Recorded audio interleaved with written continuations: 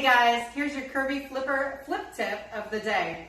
A lot of people like to do the demo on renovations themselves, and the number one thing that can kill you, literally, outside of budget is the electrical system. So my recommendation, shut off the fuse box, go in, find out where your lines are running. Here in this kitchen, for example, you don't necessarily know where the house has been or what the previous homeowners have done to it and what was original to the house and what was a post-purchase renovation done by the homeowner.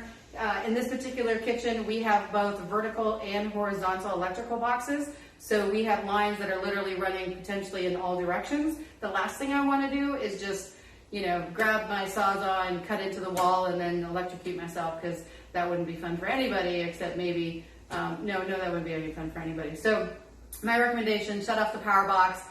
Any lines that are open, so if you take down lighting or you do take out a box, cap the lines. This way, if you have to turn the power back on, you don't have to worry about those lines activating, touching something, creating a hazard for anyone while you're testing other outlets in the vicinity. So that's my flip tip of the day. See you soon.